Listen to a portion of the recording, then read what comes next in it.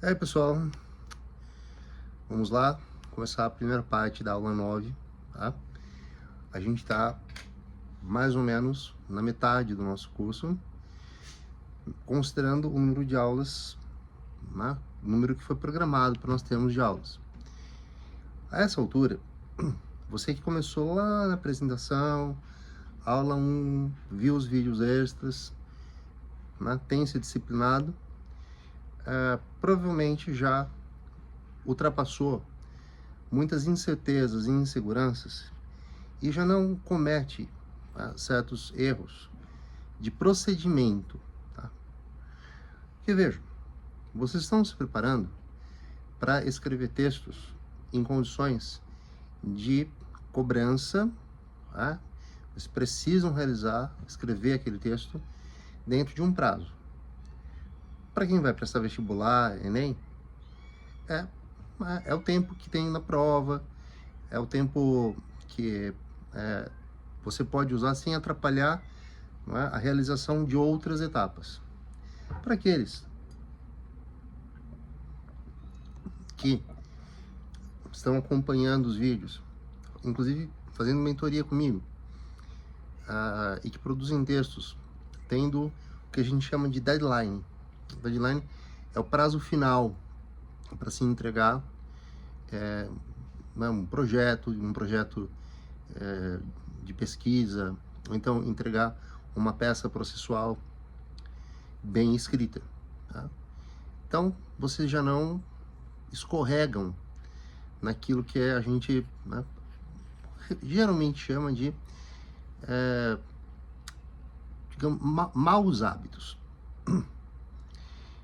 Nesses anos todos, né, dando aula, eu acompanhei, principalmente nas minhas mentorias, pessoas que relatavam o seguinte. Para vocês me entenderem, pensem assim, mas relatar, por que relatar, né? Quando o aluno opta em juntar mentoria com correção, começamos pela correção. Então, antes de pegar a redação, né, a minha caneta Bic 4 cores, que tem o vermelho, preto, o azul e o verde, eu pergunto, me explica como que esse texto surgiu. Que dia que você assistiu a aula? Que dia que você fez a redação? Você fez a redação de uma vez só, como se fosse um simulado?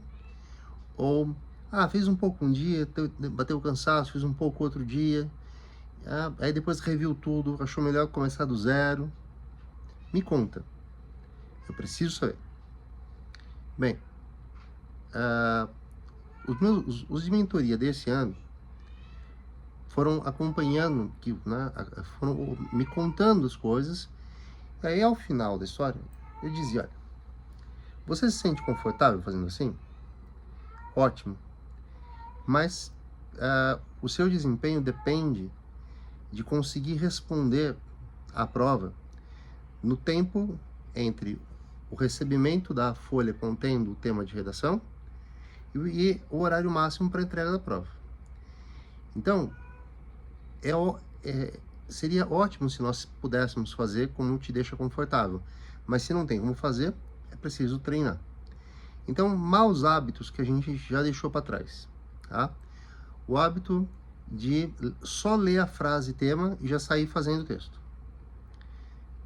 Portanto, sem fazer leitura e anotações nos textos fonte, né? Poder grifar, puxar setinhas, associar ideias e formando um vocabulário que vai ser utilizado na redação. Lembre-se de que é muito importante mostrar o aproveitamento da coletânea. Tá? Professor, mas lá no ensino médio, eu tinha outro professor que me falava para nunca usar nada da coletânea. Nunca. E aí eu digo para vocês, 1º de abril, que é o dia que eu estou gravando esse vídeo, tem que usar as coisas da coletânea, sim. Principalmente aquilo que for um dado concreto e que deve ser interpretado. Tem que usar tudo? Não, mas tem que mostrar que houve um aproveitamento do que lhe foi oferecido. Muitas vezes esse aproveitamento se dá de uma forma muito sutil, tá? Então, existe ali uma citação, por exemplo, de Bauman sobre a perda da concretude dos relacionamentos humanos, e você cita, por exemplo, Freud, mas com a mesma pegada de ideias, tá? Mostrando que você está no caminho certo, ok? Bom, então, acredito que muitos de vocês, que eu infelizmente não posso acompanhar, hoje leiam a coletânea, anotem a coletânea, definam qual é a tese. Eu vou dar uma dica, tá? É uma dica muito simples e óbvia, de tão óbvia, meio que raiva de a gente não ter pensado nisso antes, para quem não pensou. Se a frase tema é uma pergunta, sua tese é qualquer resposta plausível, coerente, consistente para essa pergunta. Ah, mas não é uma pergunta. Então, faz uma gambiarra ali e transforma numa pergunta. Tá? Por exemplo, nosso tema da aula de hoje, para a gente já começar a pensar nele com cuidado, é o caminhos para a redução de atividades que afetam o clima no Brasil. Tá? Esse é um tema bem Enem. Nos temas Enem, em geral, a gente tem que fazer uma pergunta elaborada. Caminhos para a redução. Então vejam que a própria banca entende que não se está pensando efetivamente em extinguir essas atividades que afetam o clima. Então a pergunta é, quais serão as atividades que afetam o clima no Brasil? Tá? É muito provável que a coletânea traga exemplos. Você pode, a partir do exemplo da coletânea, fazer uma análise. Então, isso também afeta o clima? Aí, pergunte-se, que outra atividade afeta o clima e é muito característica das atividades que são, né, comuns na nossa sociedade? O agronegócio, mineração, desafios para garantias do meio ambiente, como queimadas. Né? Você tem na sua cabeça, sempre vai ter uma gama muito grande, né, de ideias para trabalhar com isso. Tá? Então, quais são? Bom, considerando, vamos pensar. Eu vou dar um exemplo para ninguém sentir que eu dei spoiler de tema, mas é um exemplo que pode ser interessante como comparativo, tá? De algo que já foi feito. Aqui na região em que eu moro, interior de São Paulo, perto de Ribeirão Preto, a cana-de-açúcar, né, praticamente impera. Há 20 anos, nós convivíamos com a queimada, porque quem colhia a cana eram os boias frias. Essas queimadas causavam danos à nossa saúde, né? Vejam, eu sou uma pessoa que tem asma, gente, né? Eu tenho até minha bombinha aqui, porque se eu não ficar perto dela, já me dá uma ansiedade de ter falta de ar e não ter a bombinha por perto. Então, eis que surge uma tecnologia, que provavelmente surgiu antes, mas ela se tornou acessível às usinas que arrendavam as terras ou os produtores de cana, só de cana-de-açúcar mesmo. Colheitadeiras mecânicas. Algumas magníficas que funcionam sem nenhum operador dentro delas. Vão por GPS bonitinho. Mas isso, é lógico, criaria se implementado de uma vez, quer dizer, numa safra, né, foram usados humanos, na outra, vamos agora implementar as colheitadeiras mecânicas. Seria uma tragédia social, muita gente desempregada, e o Estado precisa controlar isso para o bem-estar de todos, não só daqueles trabalhadores. Então, foi se implementando uma redução gradativa. E hoje, o problema só persiste quando, ou por causas acidentais, ou por crimes mesmo, que não tem o objetivo de tornar melhor o desempenho ali da lavoura de cana, ocorrem incêndios. Mas, para ser bem sincero, aqui no meu entorno, que é a cidade de São Carlos, não tenho lembrança recente de queimada de cana. Tá? Fazendo um paralelo com o presente, tecnologia é uma ideia muito importante. Então, mapear atividades que afetam o clima e que possam ser naquilo que realmente são um problema climático, possam ter esse efeito sobre o clima reduzido. Então, criar em torno do tema perguntas é bastante interessante, é bastante importante para o tema ser bem desenvolvido. Tá? A aula de hoje é, assim, uma aula sobre projeto de texto. É possível fazer projeto de texto de muitas formas, usando muitas estratégias. Agora, entenda, uma estratégia não é tá, um modelo. Uma estratégia é uma proposta, como você aprende a fórmula de Bhaskara para resolver uma equação no segundo grau. Tô certo? Bom, certas estratégias se encaixam com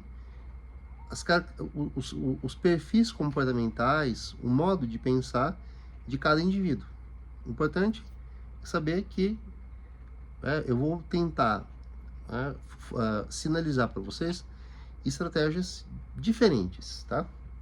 Então, se você pegar o link aqui embaixo e acessar a apostila, agora eu estou colocando o link da apostila inteira em toda a aula. Tá? Então, se você baixou a apostila uma única vez, vai lá. Né? Nós estamos aqui que no meu leitor eu não consigo, na página 52 da apostila. Tá? Então, vamos entender o que é um projeto de texto. Um projeto de texto é uma estrutura visual como se fosse a planta de uma casa. Então, antes de começar a escavar o terreno para colocar as estacas que vão sustentar o alicerce, eu já sei como a casa vai ficar, mas é uma projeção. Tá? Inicia-se com a tese, que é o núcleo. Tá? Então, eu extraio da proposta do tema a tese, que é a resposta às perguntas que podem vir daquela frase tema. Eu tenho agora o meu tema. Na sequência, eu vou pensar, como que eu defendo essa ideia? Tá? Recursos da linguagem, estruturas de frase, elementos conectivos, não estamos pensando nisso ainda. Nós vamos pensando. Né? Se eu afirmar que os investimentos, tá? Os incentivos fiscais a empresas que otimizem processos potencialmente poluentes, tá? Então, olha só, né? Investimentos governamentais em empreendimentos, tá? Seja de forma apenas estatal, na forma mista, né? Como é, por exemplo, a Petrobras, que uma parte é capital privado, uma parte é capital estatal, ou investimento como linhas de crédito para o setor privado. Tá? Acrescentando uma segunda ideia, a ideia de incentivo fiscal, ou seja, redução na cobrança de tributos para empresas que ponham em prática ideias que se ocupem do clima, que levem o clima em consideração. Então, veja, eu tenho dois argumentos bons. A pergunta que você agora tem que se fazer é: você consegue defender esses argumentos? Tá? Esses argumentos têm a ver com você? Porque, afinal, se você for alguém que acredita que a interferência do Estado não é o caminho e que o Estado precisa enxugar, né, assim, a sua estrutura e deixar para o setor privado. Essa é a chamada visão liberal. Não tem nenhum problema, tá? Porque existem outras estratégias. Agora, o Estado precisa existir para estabelecer limites. Tá? Disso a gente não pode escapar de jeito nenhum. Tá? Então, seria só um exemplo para vocês entenderem. Quando eu explico essa aula, eu falo assim: se você faz o projeto, você vê a tese, o primeiro e o segundo argumento, da mesma forma que, vamos imaginar, eu te convido para assistir a um filme comigo. Tá? E digo assim: você entendeu o filme? Aí você responde: entendi. E a justificativa do seu entendimento é pura e simplesmente um resumo do filme. Eu vou dizer: não. Eu quero saber se você entendeu mais profundamente, né, o que o diretor do filme quis dizer com o filme. Qual é a mensagem que o filme passa? Quais são as reflexões que o filme levanta? Quais são as problemáticas que o filme explora? Pode ser que você pense um pouco e fale: você está pensando numa leitura profunda, Thiago? Eu falo: uma leitura mais profunda. E consegue fazer. Mas se não conseguir, posso dizer: olha, veja o seguinte. Vou dar o exemplo do meu queridinho, Interestelar. Interestelar é um filme sobre o destino da humanidade, é sobre questões, né, da física, mas atreladas, né, a também questões humanas, como amor, esperança. Mas veja, no programa narrativo do filme, nós temos uma realidade, né, em que eu diria uma realidade semi-apocalíptica. Né? O mundo se tornou inóspito e caminha para se tornar mais e mais inóspito. E um personagem, né, um pouco frustrado por algo que interrompeu sua carreira, vai ser o nosso herói. Porém, todo esse cenário ruim foi provocado por seres humanos. E o herói, né, ele parte numa jornada até uma espécie de buraco negro, uma anomalia, por meio da qual eles esperam, né, entendem que aquilo é o que os teóricos da relatividade, como Einstein e outros, chamaram de, né, um buraco de minhoca. E como se fosse uma dobra no tempo e no espaço. Imagina que o tempo e o espaço estão juntos numa folha e você dobra. E o que seria? Pensa assim, né, na ponta dos meus mindinhos, com uma distância. Eu dobro a folha e essa distância, né, praticamente desaparece. E vão para um outro lugar. Com que objetivo? Salvar uma humanidade, achar um novo lar para uma espécie que já destruiu o seu próprio habitat. Com a fé inabalável de que não vai destruir de novo, vai ter aprendido. Eu não sei se vai aprender ou não. Me levanta uma dúvida, me levanta um questionamento. Então, um entendimento profundo permite que nós estruturemos o nosso projeto de texto. No próximo vídeo, falarei, né, no que é o 9/2, falarei das estratégias que nós temos lá na apostila, vou comentar, vou exemplificar, tá? E aí a gente continua esse nosso bate-papo, tá bom?